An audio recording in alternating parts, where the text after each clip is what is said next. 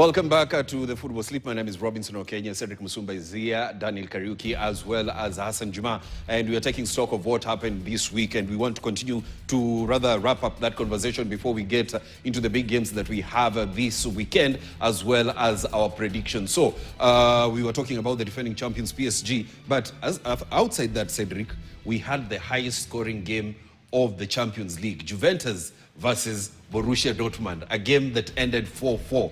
With this man right here scoring 2 goals, scoring a brace. 8 goals in 45 minutes.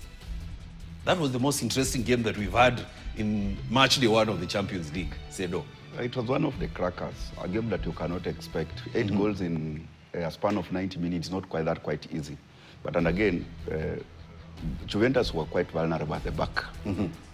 Dortmund were not able enough to manage their game and come out as victorious, if you could say, because I think the game at some point it was on their side to win. But Juventus, the determination, the likes, as you have said, Vlahovic, would actually surge up front and try to look for those particular goals. And also the Austin McCain, the last minutes, giving them actually that equalizer that they really necessarily deserve. Remember, they were playing at home.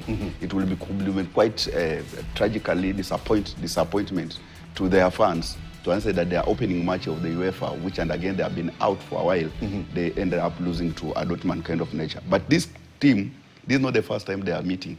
Remember even the final, if I remember, it was the final where they lost on Dortmund. And that's the only league that Dortmund has won.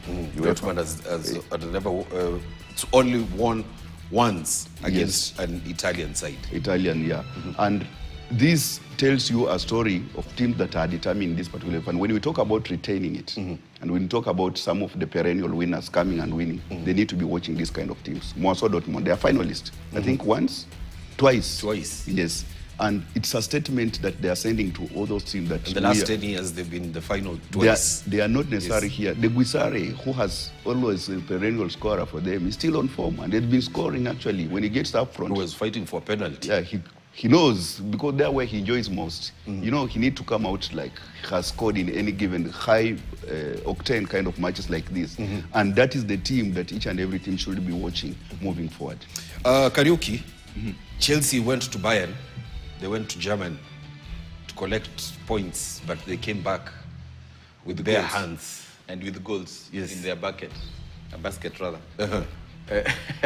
I think it was expected that Bayern, and I don't know why even the Chelsea fans had this feeling that they're going to be beaten, including in the news, including Otachi. Yes, he knew that. Probably that's why he's not around. He's not around Otachi, because they were beaten up by Bayern. But you could see that the game that Chelsea played in the Club World Cup is what Bayern played during this first game, Champions League.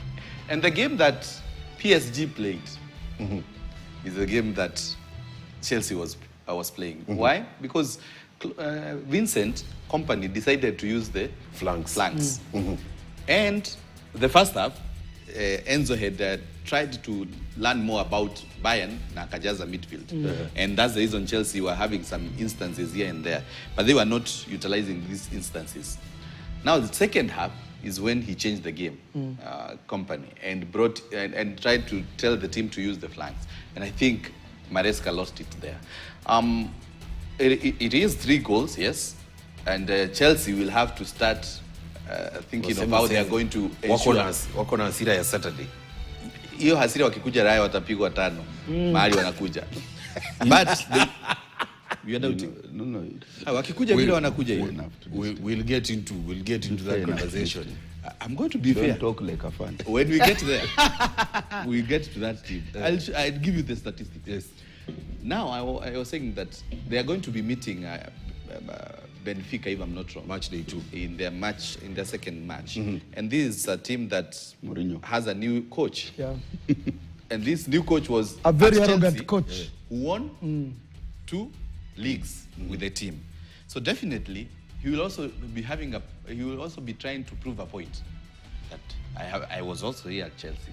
So I can also beat Chelsea. And I was at Benfica and I can use it to beat But, Chelsea. okay, So I think it's why is it so hard to give credit to Bayern? Why are you finding it hard to tell us that Bayern was a good team? Why are That's you what not I've been talking saying about all through. They were the better team.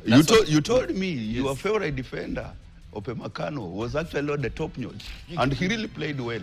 Yeah. Joshua Kimmich, you had the Gnabry. They were playing like they knew Chelsea was not. It was just a walk in the park, and they could for move second that ball. Yeah. for second half. So as to say, First half, I think Harry Kane Chelsea, enjoyed himself. Chelsea had a very good so as game to first say, half. don't dwell too much on Chelsea simply because it is trading in the EPL, the league But- you but love guys, most. Talk about But guys, Bayern Munich. but guys, Chelsea. When you can't put Chelsea and Bayern Munich on the same, When it comes actually to Champions League, comes I to think Champions League. Bayern has a Mourinho is back.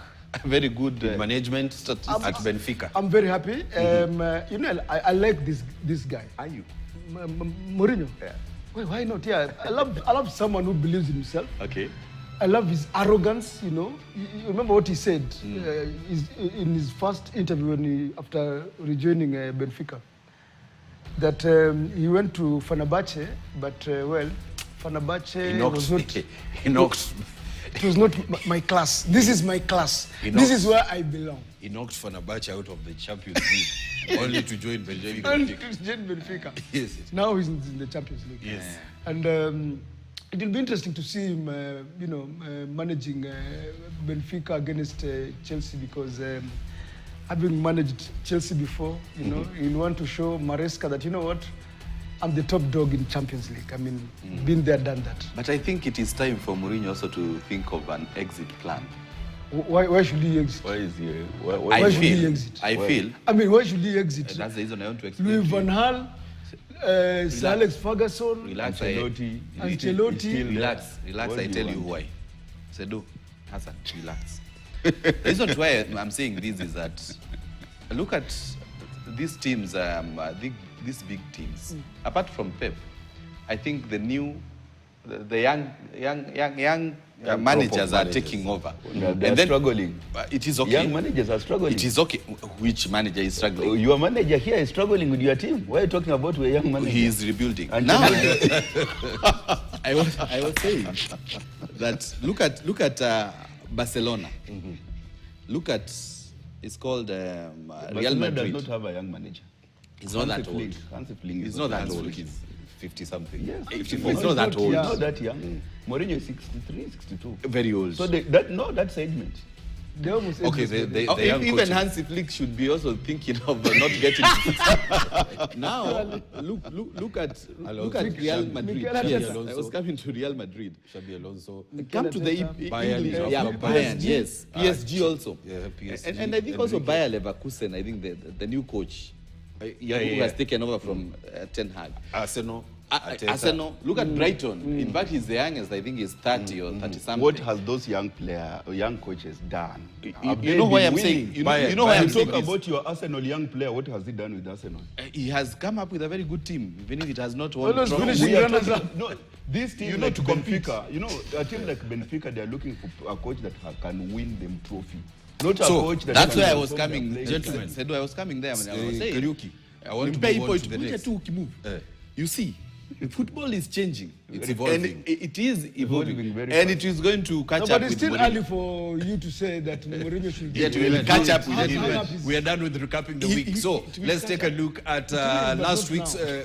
Let's take a look at last week's results from the sleep that we had from last week, and of course, Everton settled for barren draw against Aston Villa. Brentford settled for 2-2 draw against Chelsea. Manchester City got a 3-0 win against United. Juventus 4-3 win against Inter. Napoli got a win against Fiorentina. Torino defeated AS Roma. Atletico Madrid defeated Villarreal. Barcelona got a 6-0 win against Valencia. Freiburg defeated Stuttgart, and Leipzig got a 1-0 win against Mainz. Those are results from last week. So how did Hassan Juma perform last week? He had an 8 out of 10 from those Can you predictions. imagine getting an 8 out of 10 and I was in quality taking Mnazi? It doesn't matter where you are, as long as you perform. Kariuki had 6 out of 10. Kariuki, sure. Yes, Kariuki Moja, had 6 nilianguka out of gani 10. wewe? Kariuki, sure. And I had 5 out of 10.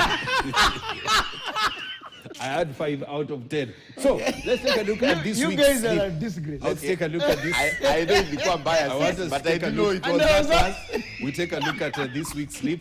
Kakamega Homeboys will be facing Nairobi United. Kidogo nipitie hii. Kakamega Homeboys will be facing Nairobi United. Shabana will be taking on APS Bomet. Murang'a Seal will be facing Ulinzi Stars. Liverpool host Everton. That is early kick-off kesho. Brighton will be facing Tottenham. Manchester United take on Chelsea. Arsenal face Man City. Frankfurt host Union Berlin. Valencia take on Athletic Bilbao. Lazio versus Roma. It's the Rome derby. And then Torino face Atalanta. So, Hassan, predictions zako. Let's take a look at Hassan's predictions for this week. Homeboys, Nairobi United over 1.5. I'm seeing goals there. Shabana versus Newbies. I'm putting my money on Shabana or a draw. Murang'a Seal versus Ulinzi Stars could go either way. Liverpool versus Everton. Liverpool are on. This is a derby though, but putting my money on Liverpool, they'll be at home. Brighton versus Tottenham Hotspur over 1.5. I'm seeing goals. I'm seeing goals against the second match between Manchester United and Chelsea. Sorry. Arsenal versus Man City 1x. Frankfurt versus FC Union Berlin could go either way. Valencia versus Atletico de Bilbao could be either draw or Atletico Bilbao. Lazio is Roma over 1.5. Torino, Atalanta could go either way. Kariuki, pitishie yako tuone. Wacha tuone yangu inakaa namna gani. Homeboys Nairobi United, I decided to go with Nairobi United. I think they have been having some good game. Shabana APS Bomet, I chose to work with goals. There was some urge of going with Shabana, but Murang'a Seal, Ulinzi Stars, either Murang'a or Ulinzi. Liverpool, Everton, I went with goals because it is a derby. And don't be surprised Everton beating Liverpool hata kama sijaeka pale. Kuna mtu amesema 1 lakini ninajua hiyo ndio ya kwanza kuanguka. Brighton, Tottenham, I've decided to go with Brighton. Manchester United, Chelsea. It's a very tricky game, so I've played with the goals. It's a tricky game. Your team is not winning. That's so emotional. Arsenal, I think Arsenal are going to be having a very good game at Emirates. Yeah. Frankfurt, Union Berlin, and I think goals, Valencia, Athletic Bilbao, over 1.5, and then Lazio, yes, Roma, I decided to go with Lazio, and the last game, Torino, facing Atalanta, I decided to go to say the game can go either side. Unacheka wewe. Unaona huyu mzee. Wacha niwapeleke na Rien. Tuangalie Robbie's prediction for the weekend. Homeboys versus Nairobi United. It's going to go either way. Shabana, APS Bomet, the mighty Amadro, and then Liverpool the mighty now unasema Amadro. Yeah, Liverpool, Murang'a Seal, Ulinzi, it's going to be a Murang'a or draw. Liverpool, Everton, also Liverpool to win or draw. Brighton, Tottenham or draw. Manu versus Chelsea, goals over 1.5. Arsenal, Man City. City will win this. Frankfurt versus Union Berlin, over 1.5. Valencia versus Athletic Bilbao, 1x. Sorry, Robbie. You said Arsenal versus Man City? Arsenal will win. Oh, I heard City will win this. You said City will win. Yeah, no, I said Arsenal. You said Arsenal will win kwa slip yako, but hapa umesema City will win this. That is why nikakustop. Si nimesema Arsenal inashinda. Unajua kuna wakati watu wakiongoza pia wanakuwa wasumbufu. Lazio versus Roma, it's either way, and then Torino, Atalanta, it's going to be go either way. So now let's take a look at two biggest games for the weekend. Cedric Musumba, Arsenal will be taking on Man City on Sunday. Una expect nini hapa? Why not Manchester United versus Chelsea? Hiyo tunakuja kwa hiyo. Arsenal. Let's begin with the big one. A draw will be fair to. I say do a draw. Both teams. You know why fair? You know, this team actually they are coming from a good run. Man City have redefined themselves and they have picked 2 wins. Coming into this particular this season they have 2 losses. The reason they are recent form. They are recent form. We are talking about Arsenal that has actually been formed enough, and it has demonstrated that it has actually roped in some of the depth that can come and change the game. To them winning is like a day-to-day essence. City are redefining themselves. So City, they can go outside there to 4 straight. That's why I'm talking about a draw. Arsenal happens to actually, City happens actually to loosen enough and Arsenal to score ahead of them. It will be hard for City to come back. Kariuki, what are you expecting in this? Arsenal, the last 5 games, I think 6 games. To pay numbers, sasa, numbers. Yes, statistics. Statistics in Zamani or Chelsea. Hizo weka mahali, tapatia Sedo. Arsenal, the last 5 games, I think they have only conceded 1 goal. They have had clean sheets. It was that goal that by was Liverpool. Liverpool. It goes to show the kind of team that Arteta has managed to... Very solid. Yeah, to have. And last season, the first leg, it was a draw of 2-2. And referee alionekana kusemwa sana because of the red card that was given to, I think it was Saliba, if I'm not wrong. And the second leg, Arteta katengeneza team, ikapiga Pep 5 goals. So it's... Hata kesho wasipochunga ni 5. On Sunday. Sunday, rather. Yes, so I still believe, and that's the reason even in my prediction, I decided to go with Arsenal. Because I believe if City is not going to be very clinical, Arsenal is going to score goals and is going to have many goals. Hiyo maneno ya draw ya Sedo, kusema ikuwe fair, bibi ninaona kama there's something you're forgetting here. City are scoring goals. Okay, they are conceding, but they are scoring goals. But Arsenal are not conceding. Yes, which means City can also score goals. Now, Arsenal is not conceding. What you should be looking at is Pep, who is trying again to rebuild a team afresh with the young players. And Arteta, who is already having a team, and he's just looking for the squad depth that he has right now. Initially, angepoteza Odegaard, apoteze Saliba, angeteseka. Look at this player, anaitwa Masquera, the center back, who is playing with Magalhaes, a very solid young player. In fact, you cannot feel that Saliba. Are you forgetting that when Man City was losing, the likes of Gvardiol were on injury? They also come back and they will be playing against Arsenal. And I agree. That's the reason I've said Arteta initially would struggle with injuries. Right now he has players that can come in. Now waweze kusimamia the positions. Arteta and Pep is still. He has a good. Players also coming out of injury and they are now playing. But right now he's using young players. Look at the players he's using. The experienced players that he's using. Bernardo Silva. And maybe Phil Foden and this guy called Haaland, mwenye amekuwa akiwatumia. Ruben Diaz is still there. Yeah, Ruben Diaz. But most of the, or rather, a good section of positions. Tumalize hii conversation. A good position, a good number of positions, anatumia youngsters. He has also robbed Donnarumma. Let's move away from Arsenal. Let's take a look at what we to expect when Chelsea takes on Manchester United. Yes, kesho game kubwa. Hassan. Kila mtu anaangalia Sesko. He's not scoring, he's not creating. I hope he's just occupying space. I hope Sesko turns up tomorrow. I mean, he has huge potential. He's young. I've watched his game. I think they're not convincing though. United. United. Yes. But I think the players will turn up tomorrow.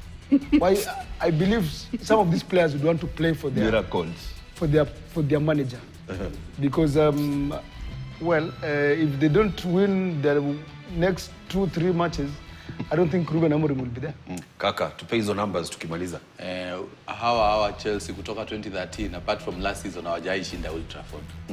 So there's sometimes this history really helps. Yes, and again it helps the team and the players. Sometimes they are moved by the fact that if they break that history, again people are going to be on their case. Maybe sometimes to try and when you're looking at such a game, unaangalia who is under pressure. Unaogopa Man U zipigwe. Relax. Now I was saying that the dressing room, definitely, they are feeling like kuna kashida mahali. And I was reading it somewhere that Harry Maguire has raised concern with the players and told them that we are underperforming. So definitely, it's a big game that if Manchester United wins the game, it might give them some kind of confidence. As long as you don't play players out of position. Your thoughts on this? You know, the two, I think Hassan is the only one who is trying to be fair. But whoever sits next to me is neither here nor there. Reason, going by his sleep, he did not necessarily give them a win. Yeah. He was 50-50. Here he's telling us with a lot of confidence that at that particular pitch, they have never lost. So what actually driving his mind to think that they cannot lose when he's watching, but when he's predicting, they will be difficult for them to win. I have to say, I think Manchester United is only that it has got equally good players. It has brought in good players, but this player has not had time enough to gel enough. You know, that chemistry, the communication between the players is not really working for them. Each and every player, the pressure that they have, that pressure of trying to prove that you are taken in to give us goal. The likes of Cunha, I think Cunha picked an injury simply because he was out there to look for those goals. And remember that magnitude, and going out and each and every time you face those tackles, he got that kind of injury, but he's coming back. The likes of Mbeumo, you could see each and every time he get that ball, he's thinking of shooting, which means his mind is actually occupied by goals. If I don't score, how will people see me? And that front line is denying the likes of Benjamin Sesko the space of enjoying those balls to come to him. Because if you field Sesko alongside the likes of Cunha and Mbeumo, each and every time they get ball, they will also think of scoring. Who's winning? Safe to say, I think Chelsea stand at a chance of winning at Old Trafford. And if it doesn't click well, a draw will be a favor to Manchester United. Okay, that is Cedric giving his thoughts on what will happen, of course, at Old Trafford tomorrow when Manchester United host Chelsea in the English Premier League. Thank you very much, Cedric Musumba, for your input. Daniel Kariuki for making time, as well as Hassan Juma. Good to have you back. Who are we having back next week? Davis Beria will be back with us next weekend. Social media, Cedric BM. Cedric BM on Facebook. Cedric Musumba. Cedric with an S, remember. Kaka. Daniel Kariuki kwenye Facebook, kwenye X, Dani Kariuki 254. Kwenye Instagram, Dan_Kariuki, na pia nimeingia TikTok. Dani Kariuki 254 kwenye TikTok. Tap follow. Your branding is so yes, Salimia my friends hapo. You cannot brand like that. You are confusing your audience. Hassan. Guys, salimia my friends hapo watching live from home. Dr. Boni, the Arsenal #1 supporter. Alafu okay, si tumemaliza show Liam alisema nisalimie mwalimu wake. Teacher Sheila, so Liam mwalimu wake. Nisalimie mwalimu ndio nikifika nyumbani nisilete shida. In fact hata nilikuwa nakumbuka. Ungesahau ningekukumbuka. Well, that is where we call it a wrapper for tonight. Of course, tomorrow we'll be meeting again on Scoreline from 2 p.m. Have a good night.